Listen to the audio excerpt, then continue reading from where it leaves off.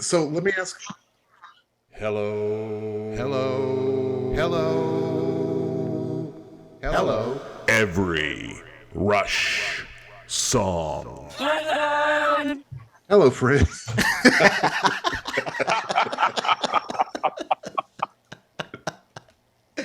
Oh, I'm sorry. We said you were going to start it out. Okay. Yeah. Inside, buddy. Welcome, dearest, most pleasant and cheerful Rush fan. Welcome to Every Rush Song, where we have started off this episode with laughter, the sounds of laughter. My favorite kind of tour. So we're going to get to this. Every Rush song, we will discuss every Rush song. Not at once, not today. You want to subscribe so that you can make sure and hear every Rush song that we analyze. There might be Rush songs that we analyze twice or three times. We don't know. We're just going to do what we want, right? We're going to do what we want. And if you let us know what you like and what you don't like, we might even do what you want. What you really, really want. But right now, what we want to do. Tell me what you want, what you really, really want. I wanna. Yeah. I wanna. Yeah. All right. So, we yeah, just lost all credibility right there. Yeah, that is very true. We will keep this kind of loose. We will have some fun. That's what we do. It's who we are. We like to make people laugh. So we won't take this. We'll take it seriously, but not too seriously. We'll take it seriously. Yeah. Wait, what? Yahoo! So we're going to get into analyzing the songs, but the first thing we want to do is decide beforehand, before we go through this massive epic adventure, what are our favorite songs before, and then we'll compare it to our favorite songs at the end of this journey when we have covered all 180. Was that how many songs it was, Jay? 167, I believe, but I could be mistaken.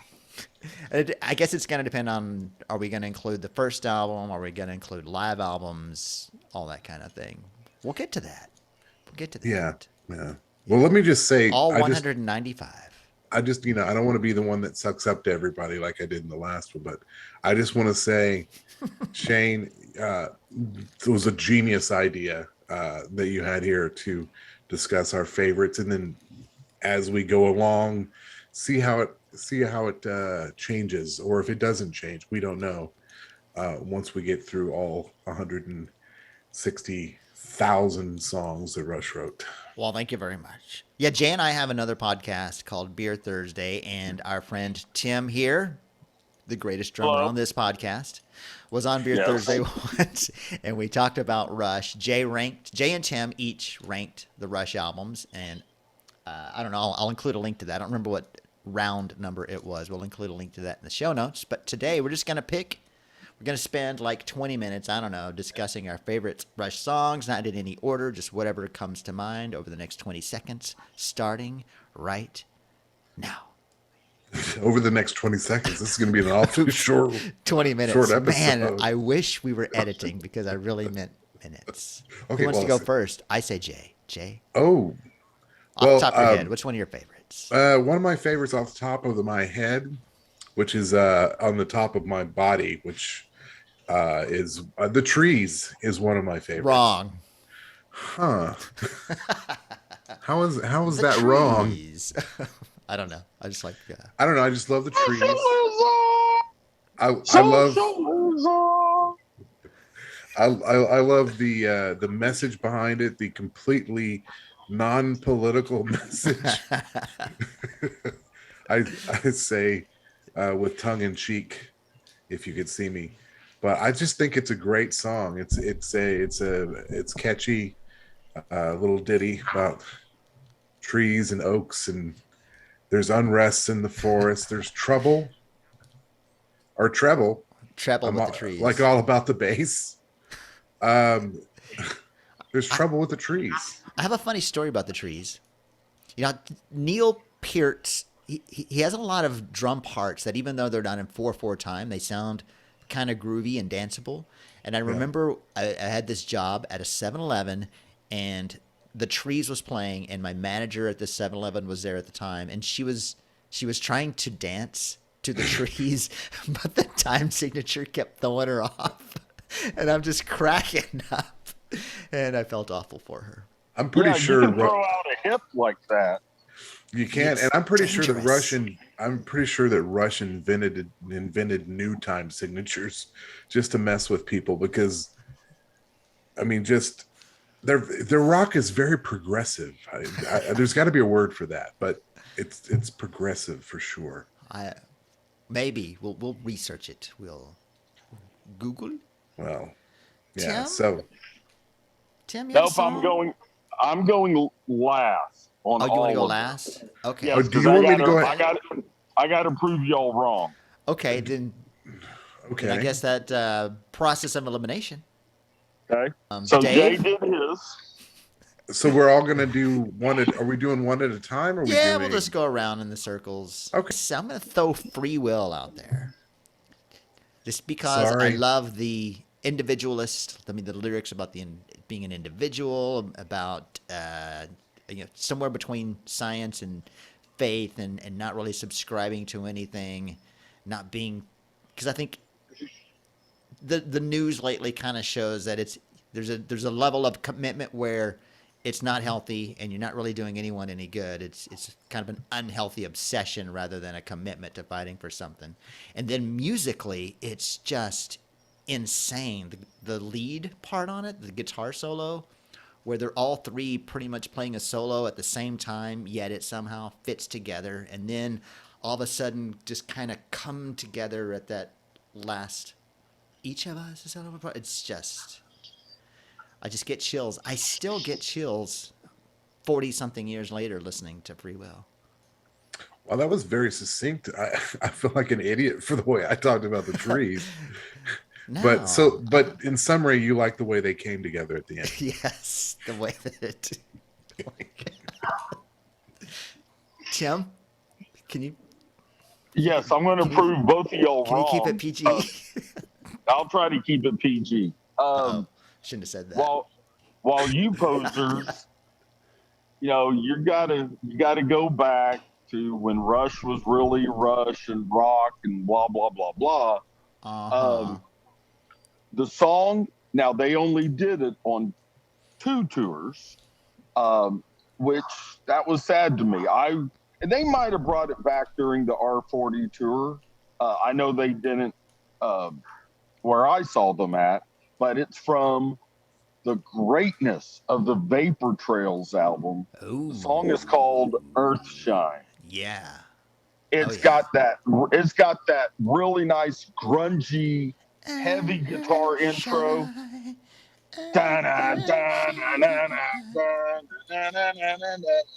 Yeah. It's just it's beautiful. And Neil's lyrics are just perfect for this song.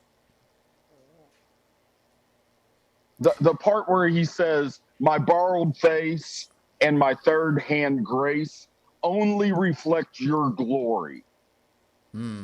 I Preach. love that. Preach, Tim. I love that. And so now, because of that song, when we have that new moon that is no longer a full new moon, and you get that very slightest sliver of moonshine, not the drink, that shows up, but you can see the outline of the moon in the sky.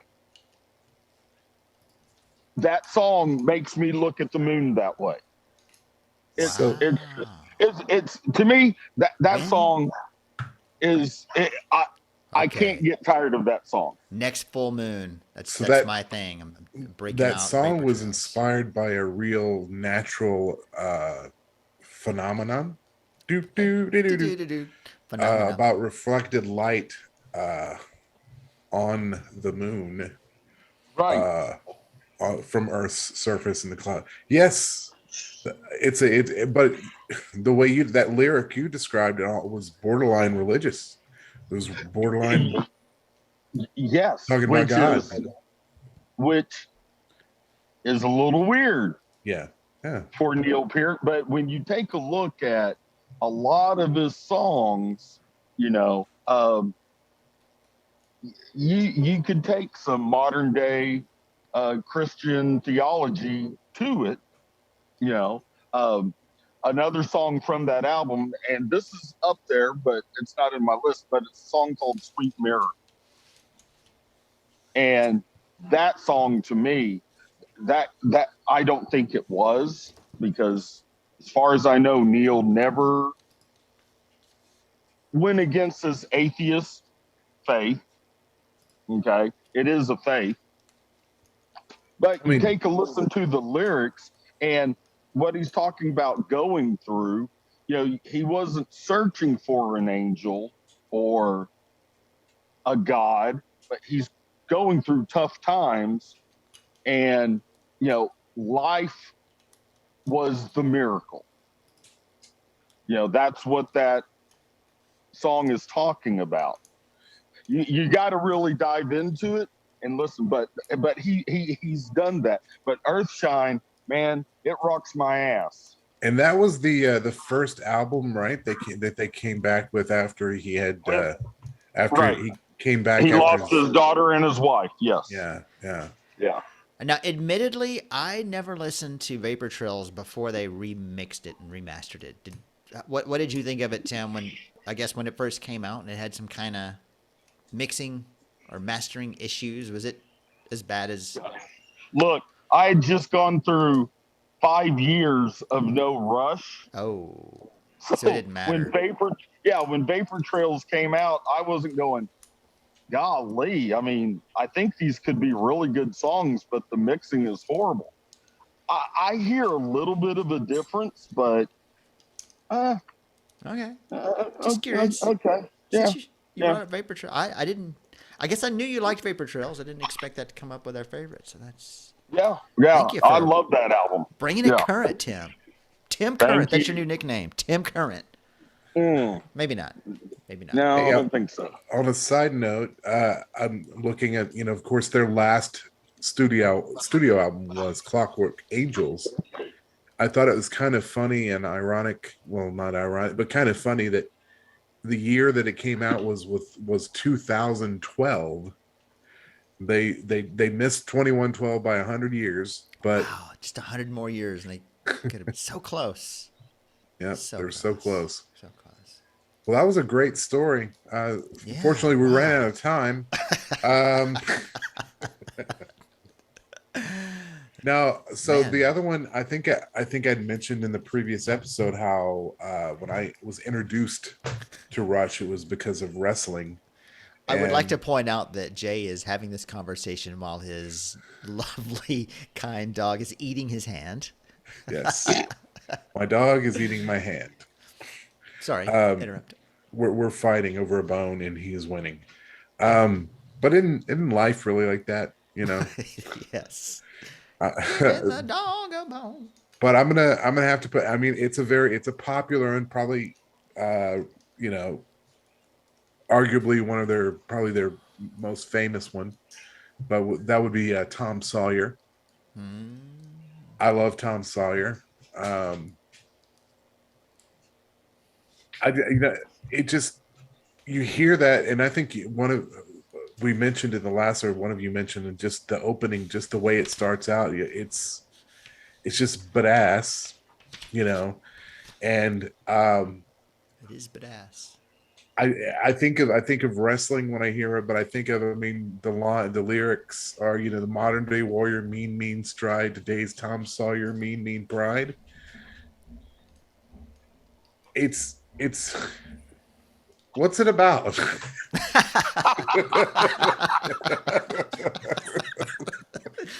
Well, Jay, see, Mark Twain was, you know what? We're gonna get to that, and Tom Sawyer is gonna be one of the first songs we analyze. So, you've got a couple of days to research. Thank God. But that's the thing too. Like, there's, when we're talking about any songs, but particularly Rush songs, is there's the music in general, the songwriting, the lyrics, the bass, the drum. I mean, there's so many different things to cover. And just so you know, I have 4 pages of notes just on Tom Sawyer for when we get to it. So Jesus, Tom. And I'd like to throw this out. That's from the Moving Pictures tour. There wasn't a show after that they never played Tom Sawyer. Oh, It wow. was at every show from the Moving Pictures tour on, and Spirit of Radio is probably the second, and maybe YYZ. But other songs, they got skipped. Red Barchetta would take a couple of tours off. Limelight took a tour or two off. It's almost hard to imagine. Trees and Closer to the Heart had taken tours off. But Tom Sawyer, boom. So, yeah. One of the most popular. It is. And that's, if somebody's, if you're talking to somebody, well, have you ever heard of Rush? I don't know. Name a song. You say, well, there's some. Oh, yeah, I know Tom Sawyer. And then you say Closer to the Heart. They go, I don't know that one. Yeah. I think Tom Sawyer is a perfect gateway drug into the rest of the Rush discology. Yeah. It's hard to resist. Once that. So, Shane. Yes. Give us another one of your favorites. Well, I'm gonna stick with Moving Pictures. Go a little obscure. One that I love that nobody ever talks about is The Camera Eye. Oh, good song. Good one. They somehow made it where you feel like you're in the city. I don't know how they did it, but the song, I feel like I'm in a big city listening to that song. Yeah, and there's different because parts. at the beginning you hear the cars and the busyness of the streets. I mean, all the way through. Even there's that. And it's got a great solo. Yes. Yeah, that is a great song. And there's a few live versions of that, so I guess they brought it out on a few tours. Well, no. They played it during the Moving Pictures tour, and then they brought it back again. Bring it on back. This was the tour that was between the R30 tour and Snakes and Arrows. They were playing the entire Moving Pictures, like R33, R34. Yeah, something like that. And they brought back The Camera Eye for that. I think I went to that tour. I think I saw that one. Maybe you did, or maybe you didn't. Oh, now at this point. There is a funny story that Alex Lifeson has told before. I read it in a book. Wait. Let's backtrack here a little bit.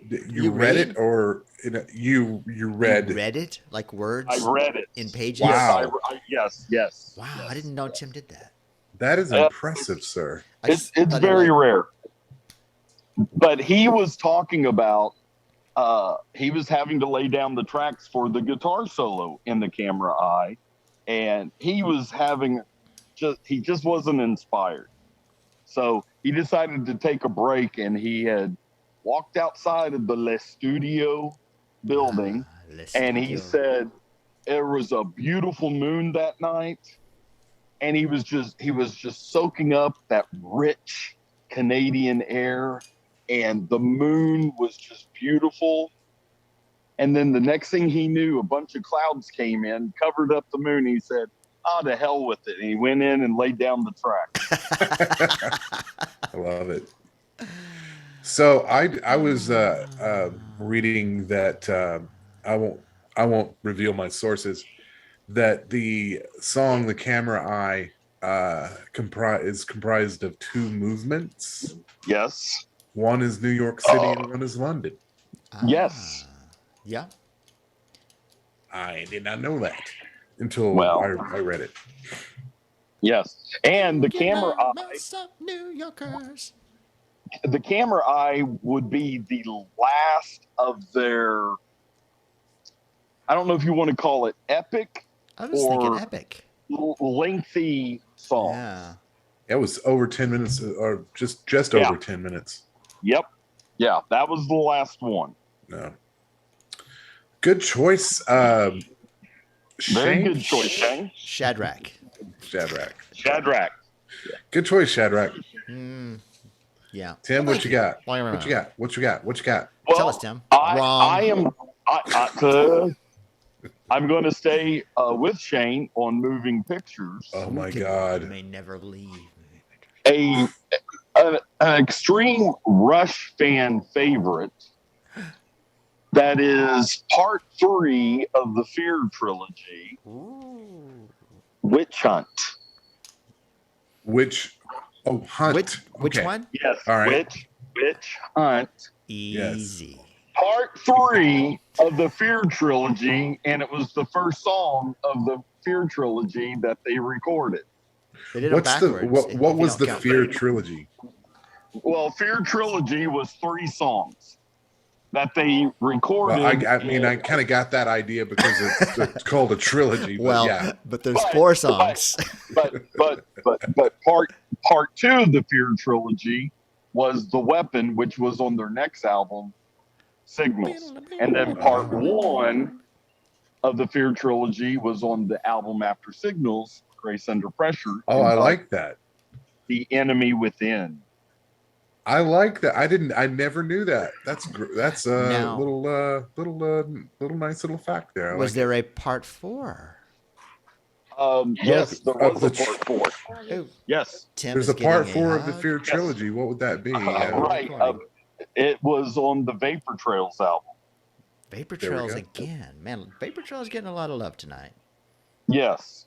And for some reason, I can't remember. Now, I will say that when we were... It was called Freeze, right? Freeze. That's it. Yeah. Yes. Part 4 of the Fear trilogy. When I was trying to come up with my top 5, The Weapon kept kind of going in and out of that top 5. I'm a big fan of The Weapon. Yes. It seems like that we're all circling around moving pictures as overall as being perhaps one of the best Rush albums because I picked one song, okay? My next song is Red Barchetta from said Moving Pictures album.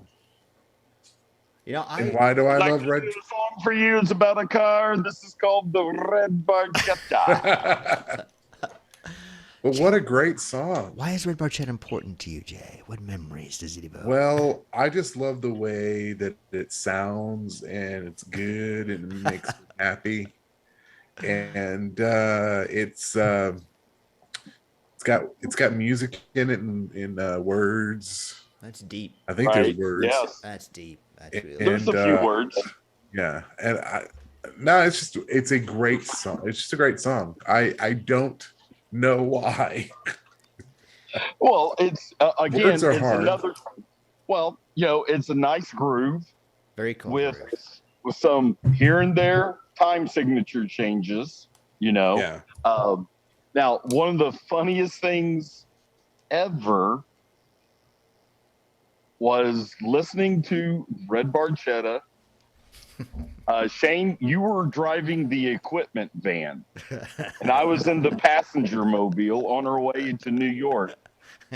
And the keyboardist of that band, so funny, we're listening to Red Barchetta, and it's at the very beginning, and he starts singing it, and he goes, "My uncle has a country place that no one knows about. He says it used to be a farm before the motor law.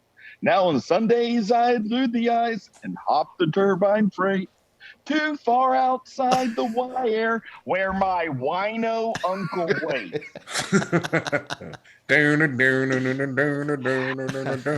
Yes, my wino uncle waits. Yes, and I about steered the car off of the frozen tundra highway we were on. And he goes, "What?" I said, "That's not what it is." He goes, "Well, it's what it sounds like." And so, I rewind it. We were listening to it again. I was like, "You're damn right. It does sound like Wino Uncle Waits." I mean, who doesn't have an uncle who's a wino and has a classic car? Exactly. I did. It makes perfect sense. I mean, there's that. I'm not one to believe in magic, but I sometimes have a second sight. Uh-huh. Oh, here we go. I'm not one with a sense of proportion. Yeah, yeah. But when my heart still changes overnight.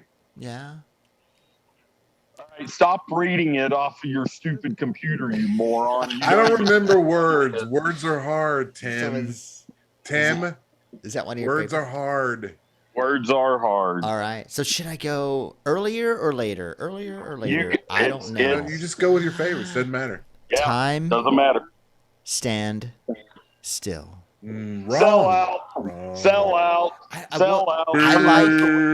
I like songs about time. I like Pink Floyd's Time. I like the Triumph song about something running out of time. I don't remember it, but I like songs about time and the way he describes the feeling of just Neil, the lyrics, just the way he describes the feeling of being in a moment.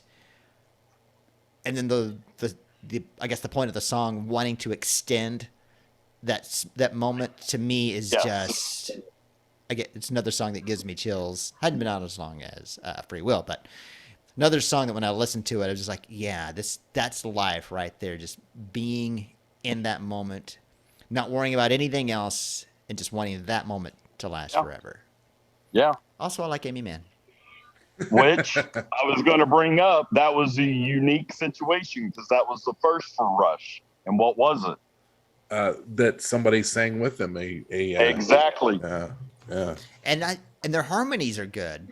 There's not very many times where Geddy Lee harmonizes with himself.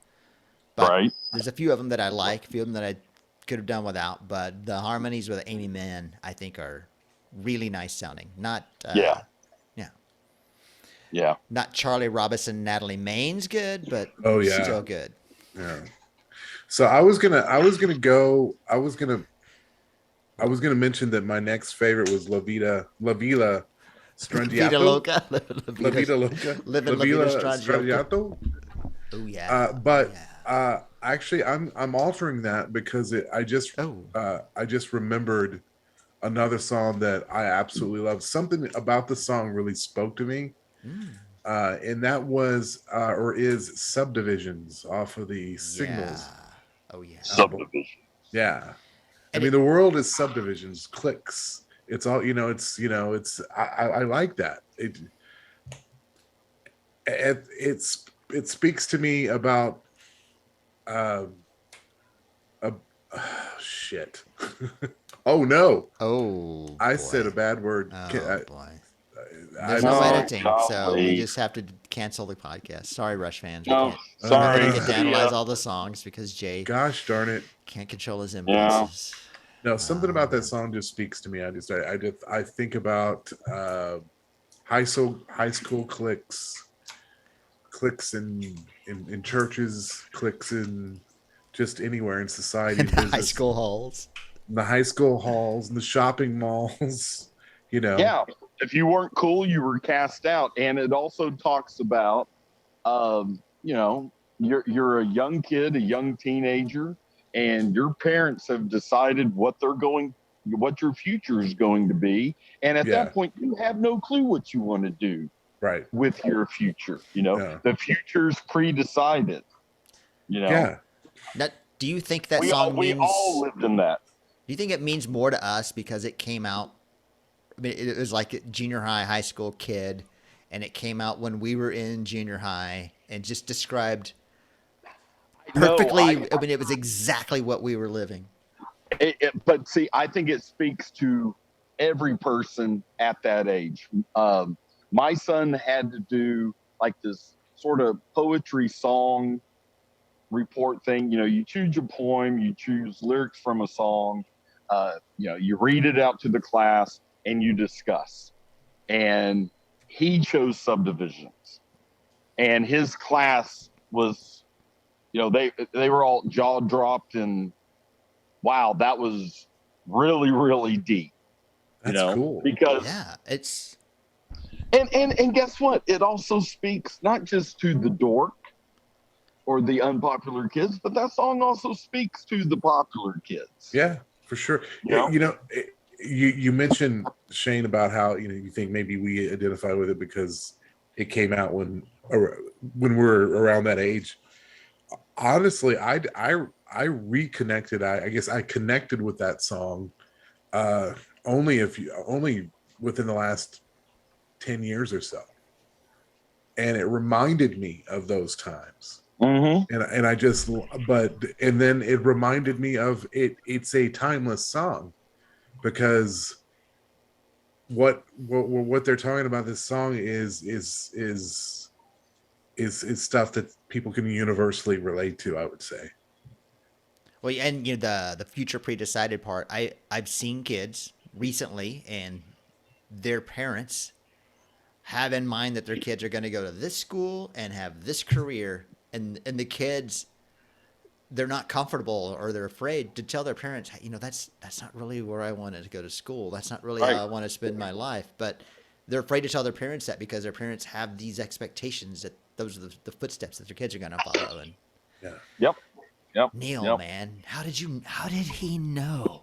And It's as though he were because he was that kid. He's a young kid growing up in Toronto or outside of Toronto, Canada, a Canadian who could not ice skate. He couldn't do it. So there he is. He's not a part of the hockey team. He's the book nerd who decided I'm going to take up drums. And that was, not only was it a release for him, but it eventually started to give him that outside the coolness realm recognition.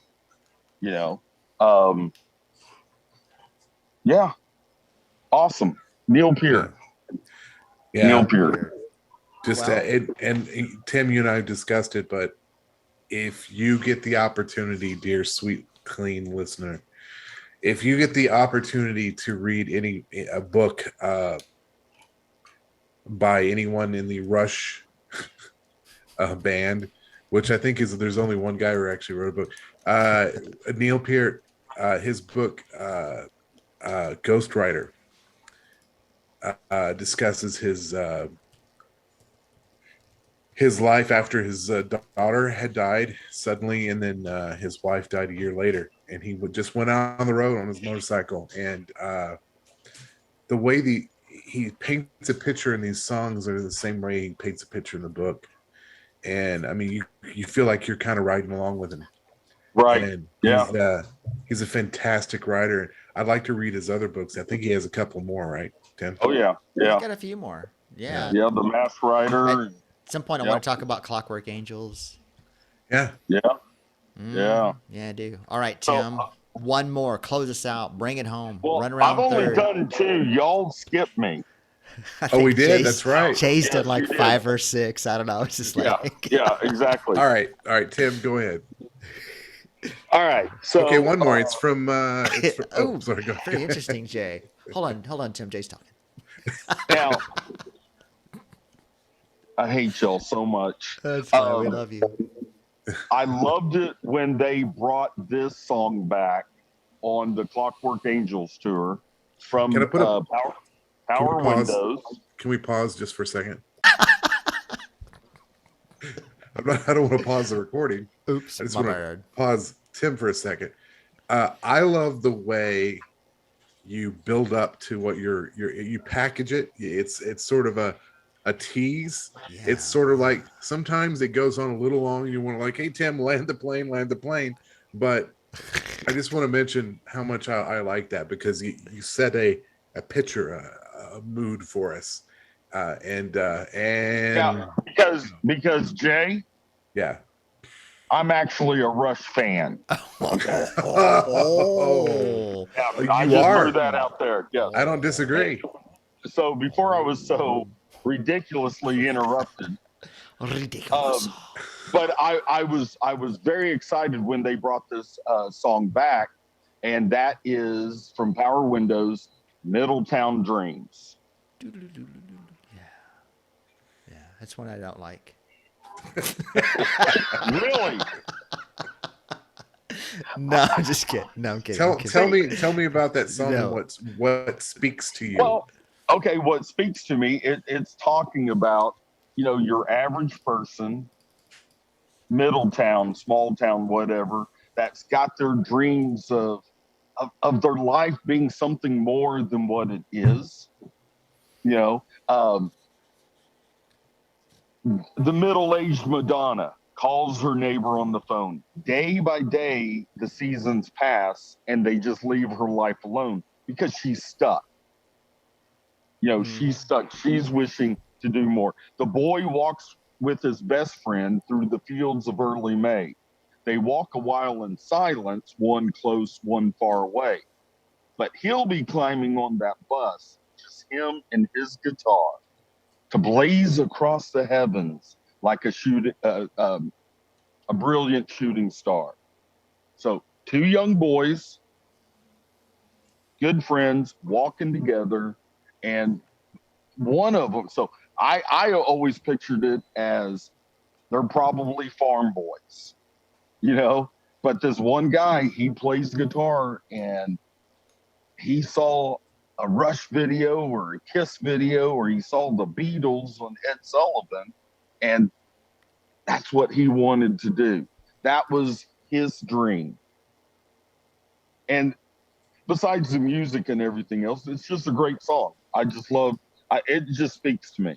Are there 5 You've words actually made me want to go back and listen to that. What album did you say that was on? Power Windows comes right after Territories. And are there 5 words that paint a bigger picture of that scene than one close, one far away? It's like one is okay being there. He's in that walking down the street in the nowhere town. The other's thinking about getting on the bus and playing on the stage in the big cities, the world tour. How did he know? How did he know this stuff? I mean, he was already. How did he know? Just questions to. So do I get to pick another one? Yeah, or you do. I think you should. Absolutely. I think you should. Us, I think it's okay. important that you do, and we'll let you in the next episode of. Okay. Yeah, do it.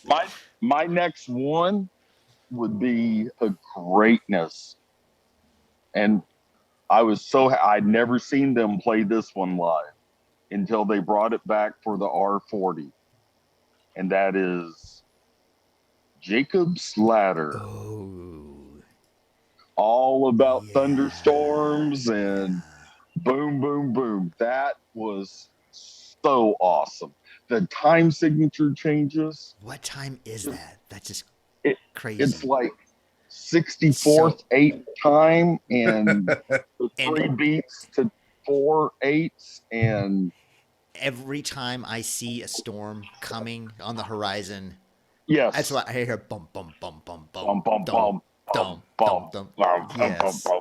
Clouds prepare for battle. I'm just like, yes. I just love it. Just destroy us. What speaks to me about that is because I know, Tim, you were a big fan of the thunderstorm. Oh yeah, I love it. Now I too am a big fan. Lately, they've been a little bit, at least in the area that I live in, they've been a little bit violent, like my dog. But you're right.